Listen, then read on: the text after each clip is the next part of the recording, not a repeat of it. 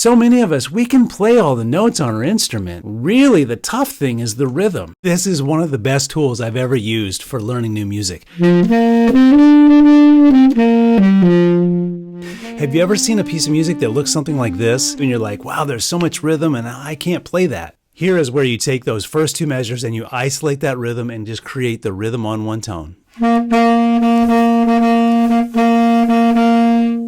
And playing the rhythm on one note or one tone enables you to not have to think about the notes going up or down. You can just concentrate on your foot tapping, getting that internal rhythm, and just utilizing articulation, whether you play brass or a woodwind, and you can learn how that tongue movement inside your mouth is supposed to articulate each note. Ta-ta, ta-ta, ta-ta, ta-ta, ta-ta. It's hard enough to have to think of which notes to play, which rhythm to play, and think emotionally, and all the accents, like that accent right there, and allegretto, what does that mean? And there's slurs there, and notes. Break it down into simple parts, and one of the best ways to break it down into something simple is to play rhythm on one tone.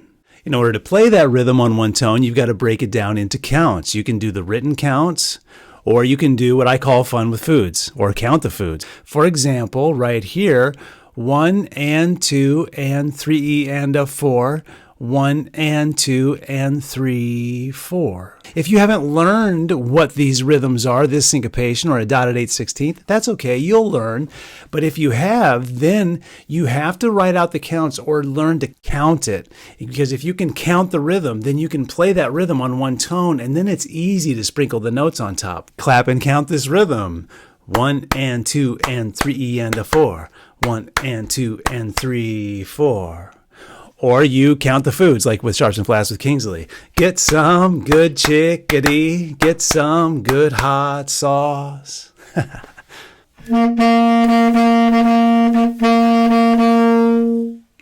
And here's where you isolate the notes just to be able to play them one note at a time so that you can actually combine them with the rhythm and produce music that you can play with ease because you've isolated each part of it and you have learned to put them together, and that's when it becomes fun. Now, if you do just take your time to play the notes one note at a time,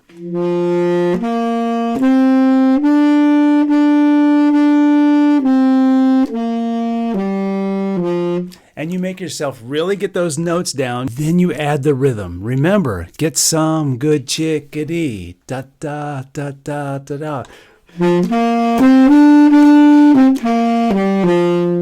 And once you have the rhythm and then you have the notes, you can put them together and you begin to learn. The rhythm on one tone is one of the best tools you could use, in addition to other ways that you count or learning to play one note at a time and playing fast pairs. Any kind of fun things you do to learn the notes is going to pay off. But this one, I think, is really great because so many of us, we can play all the notes on our instrument. Really, the tough thing is the rhythm. And if the rhythm is out of whack, it's like the bottom Jenga pieces. If those come out, the whole thing falls down.